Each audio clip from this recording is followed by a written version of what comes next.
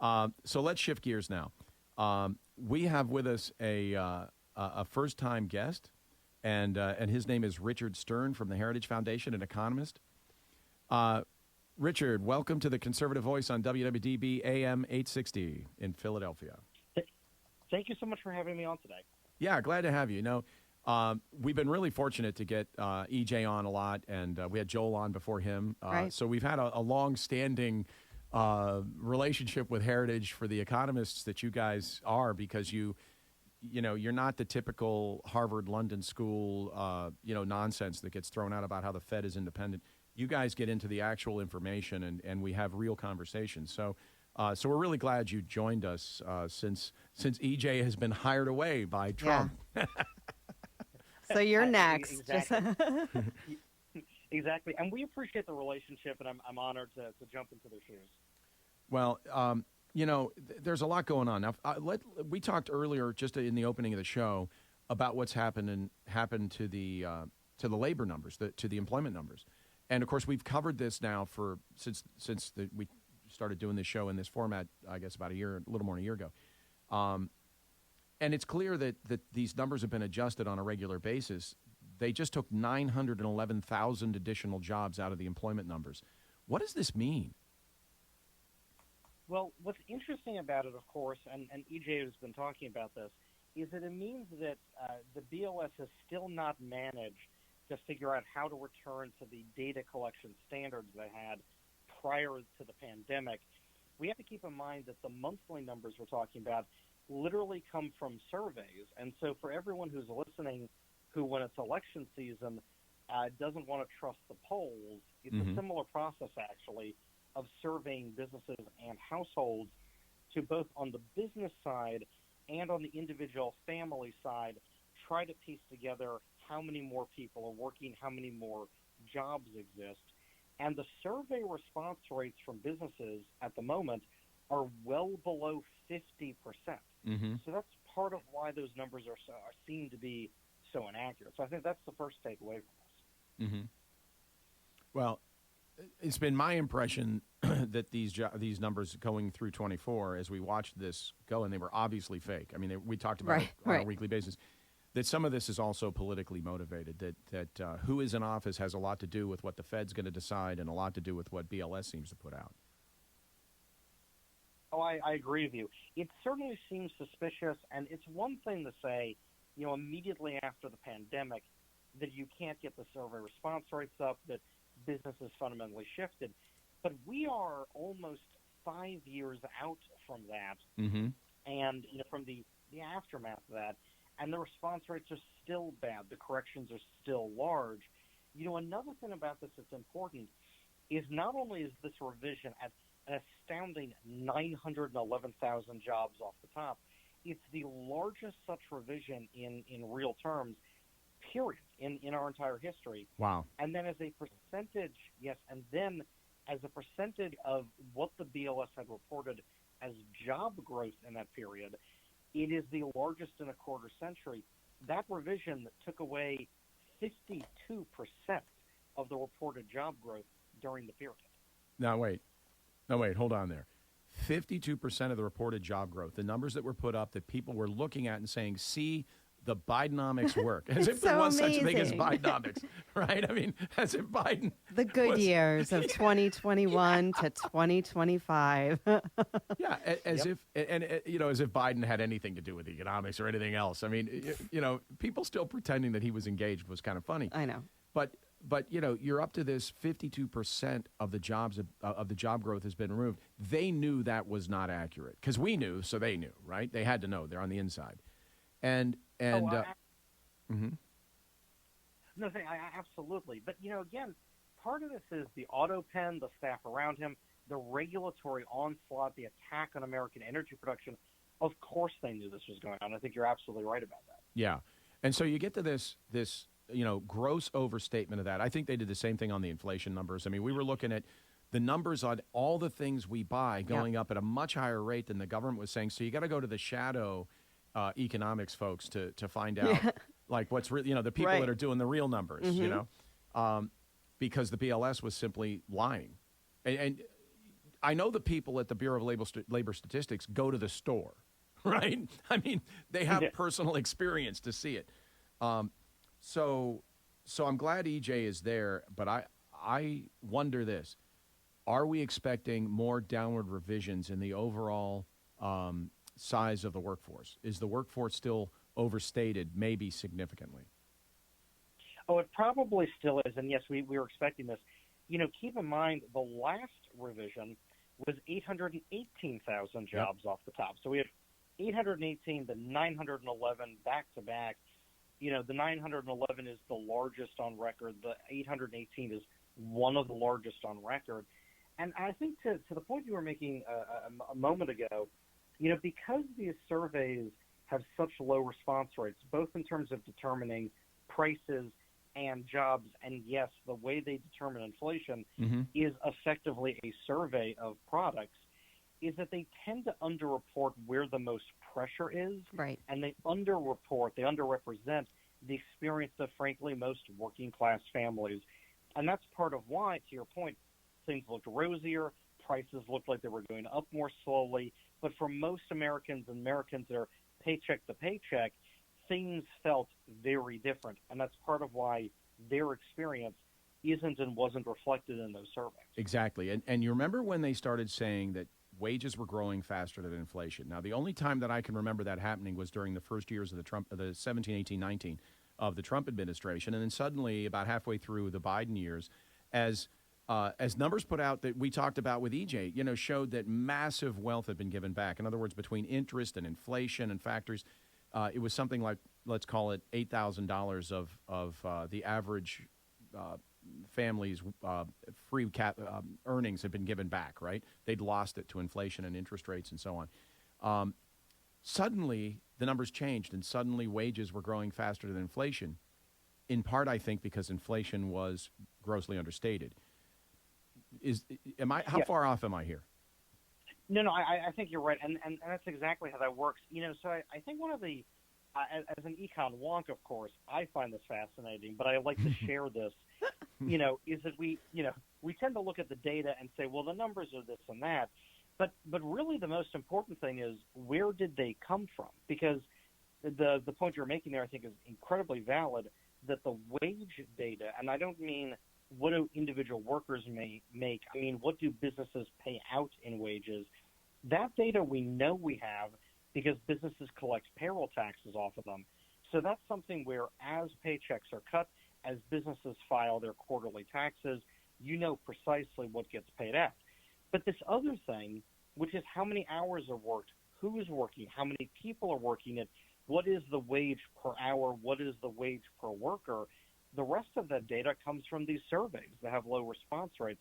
The measure of inflation itself, right, comes from those surveys. Mm-hmm. So you're right. We know the dollars are moving, but it's much less reliable when you get to what's the real purchasing power of the dollars and how many people are getting those dollars. Yeah, right. So when we were having these conversations with people during the latter part of the Biden administration, during the campaign, and people saying, "But look at these numbers, Right? It's all great," and we were saying, "Well, in fact, it's Smoke not." and mirrors. Yeah, Smoke and mirrors. And then people would see us and say, "Hey, listen, by the way, you're right. This isn't going well. My family's losing traction. We're moving backward economically." I think that actually had a lot to do with Trump's reelection. That marginal voter, again, those independents and Democrats that flipped over to vote for Trump, a lot of them did that because because they were seeing the fact that they were losing ground, and they knew that 17, 18, and 19, they were moving ahead. Right. Well, it felt differently for sure. Absolutely. And I think that shifted. I think economics for the household, right? Like if you bring it down to the smallest scale that directly affects people's lives, they will move and vote differently when they start feeling that pinch get tighter and tighter. Yeah. For sure. Mm-hmm. Go ahead. I think, we have to keep in mind that for most American families, of course, what they care about is providing for themselves, for their children, for their futures. And all of the things you're both talking about, of course, harm that approach for families to build a better future for their children. Mm-hmm. That's right. And So this was the old, don't believe your lying eyes thing, right? Yes, everything you're seeing and feeling in your life, no, that's wrong. Listen to us on MSNBC. We'll tell you what's really going on. It was just, Well, and it's crazy because during the Biden administration, we always saw the adjustments. We made a big deal about the adjustments, but the adjustments in the mainstream media would never get as much attention as the initial false numbers that gave everyone this false sense of positivity about the economy. The adjustment was always on the third page and whispered in back rooms, and people in the field understood what was happening, but the average person never saw that. So they stuck with the numbers that were positive for the ideology they were pushing. yeah, one of the big tricks, right? Make put up the fake numbers. Don't worry about the adjustment. No one will hear about it except us. Right. Right. People who listen to this show. Yeah. Yeah. So, and some others, but yeah. Mm-hmm. Yeah, well, and of course, I can tell you, I used to be a Hill staffer, and a lot of the people who, like you're saying, only look at the headline number are frankly members of Congress and their staffers. Yeah. They're not in the field, right? They're not the experts like that. So a lot of times you have the Biden administration, you have liberals and whatnot who try to shove those positive fake numbers down their throats, and people on the other side who were working on the Hill, who were elected members of Congress, didn't have the stuff, they didn't have the data to be able to go out and say, no, you're wrong, and here's what I can prove to you. And so they just gave away ground in these public debates. Yeah. That's why what we were talking about in 23, 24, what we were showing in our town halls, those real economic numbers and frankly, the real polling numbers and all of that. Just the real numbers. It was so grounding. And I remember, and if you're not getting to it somehow, you're just not going to see it. And I'm shocked sometimes by people in media, like on a Fox News or Fox Business, who pretend the numbers are real when they know they're not. They have to know. If I know, they know, right? And yet they sit there and spout off the numbers as if they're reliable. Wow, this is great. What great news. Yeah. So I find that troubling. Another topic, one of the things I wanted to get your thoughts on as well, though, is we're now further into the Trump administration. The tariffs have begun to be implemented now for some time. They've been implemented for a little while. How do you see Trump's economic policies and the tariffs hitting now? What's going on? So it's important to keep in mind that tariffs in the long run do become a burden on your own people, your own businesses. The cost is borne by Americans, the vast majority of it. However, the president's vision, I think this is the genius of it that people have missed, was not really for tariffs to be a permanent thing, but it was to use them as a tool of statecraft to negotiate to deal with bigger issues, things like fentanyl and terrorists flooding our border, IP violations of our companies, theft of some of the high-end computer chips that China's using to make, large language models, AI that can help their military. So he's been using tariffs to negotiate to get those wins, to stop European attempts at taxing our high-tech industries. The list goes on and on. So the tariffs so far have created a burden here that we're seeing. However, the wins that he's getting will probably surpass that. Right. But until the ink is dry, until the dust settles, it's hard to see that and know what's going to happen. And, of course, the deregulation, the tax cuts just got done, are just getting done. And so it's hard to know, right, exactly what the outcome's going to be. It is. But you made a really important point here. And it's very hard for a lot of folks to follow this because they think this is an ongoing negotiation that we happen to have insight into. We can see it because, when I think it was 140% tariff on China for a few minutes, right? And people saying 140%, that's crazy. And I'm saying, great move. Yeah. Let's see him counter that. By the way, you never, has no one negotiated before? No. You don't start with the number you're willing to accept. You start with a wildly off number from the final number you're willing to accept. Well, when China counters and says, we're going to not just reject this, but we're going to hurt you in a whole bunch of ways, then he says, okay, try it. Here we go, bigger. Do it. It's hard for the general public to follow along a negotiation and understand what you said a moment ago, and to really handle it. And then, of course, you've got this mass media saying it's going to destroy your personal, economics and all of that. How big? Well, go ahead. Oh no, I was just going to say, I think part of that is frankly you're saying that nobody negotiated before. Keep in mind that for a couple generations at this point, what gets you ahead in the business community is no longer being good at negotiating, making a product. What gets you ahead is complying with government paperwork and government regulatory burdens. These are paper pushers elevated to the highest areas of commercial activities, no longer innovators, entrepreneurs, and plucky businessmen. And that's very much because of federal regulation and tax policy. And so that's what I call the Sovietization of our economy, where it is government regulation and government funding that decides what you're going to buy, how you're going to get power, what kind of car you're going to drive. I remember in Brexit, one of the issues that was sort of a tipping point issue was when the bureaucrats in Brussels came out and put out a list of acceptable hair dryers for the British to buy. You had to buy a hair dryer, basic appliances that were approved by some unknown bureaucrat in Brussels that had no accountability to anybody. And so we went down that path where government funding and government regulation controlled everything. And no, I don't think people understand, especially if the 401ks are growing, they don't understand that giving up that economic freedom is a fundamental change in our society. And once you give it up, it's very hard to get it back. As the old adage goes, you can vote your way into socialism, but you'll probably have to end up shooting your way out again. Right. I think that's absolutely the warning there. Right. I said last week that, socialist ideology, Marxist ideology for these the younger generations is attractive. It's alluring. It has a great sales program, right? The salespeople for these ideologies are remarkable at how widely they're able to disseminate these ideas and make them widely acceptable for these younger generations.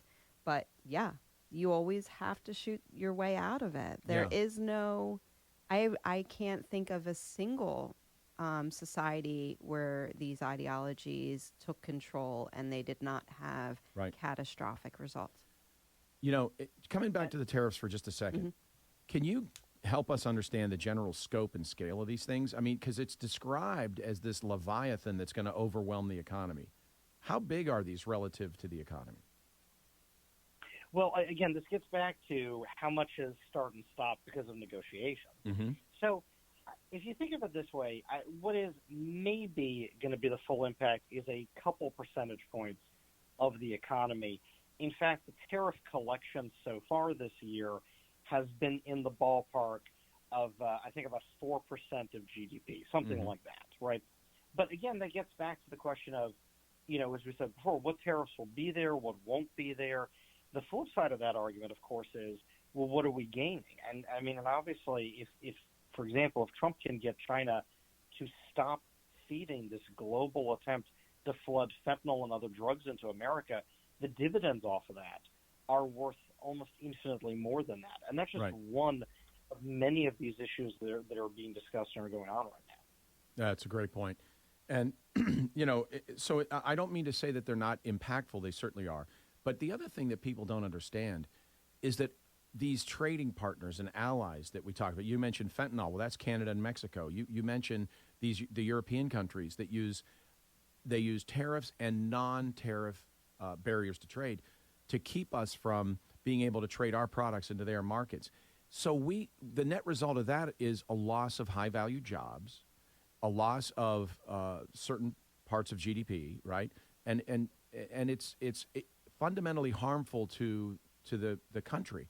I said to somebody recently, one of the most important ways to fight crime is to provide economic freedom and opportunity. Yeah. Right? If somebody can go across, can leave high school and go get a job that's a valuable job they can raise a family on, as they used to do, they're probably less likely to be running around with a bullhorn saying, hey, we just shot somebody.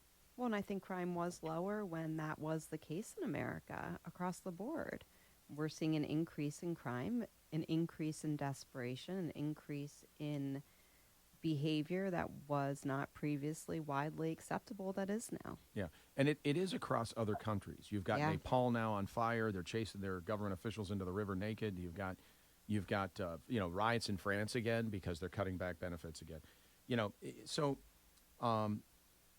overall then, Richard, the Trump economic policies, in my view, worked very, very well 17, 18, and 19. In fact, I was shocked at the impact he had on China, and I think we all know the response we got for that. But how? I mean, it's not just tariffs. You've got this foreign direct investment coming into the United States. You got domestic companies investing more. Does this whole package come together well? We got about 2 minutes left. Can you just kind of summarize how you see us moving forward? I know that's a short time. 2 yes. minutes. Yes, I'll do my best, of course. So, yes, I think the package is coming together nicely. It'll take a minute here. And I think you're right. I think you're going to see a doubling down on almost the down payment of what he did in 2017, 2018. And you'll see that going forward. You know, we have sweeping permanent tax cuts that'll allow all American families to keep a much larger percentage of the money they earn and not have it siphoned out of their paychecks.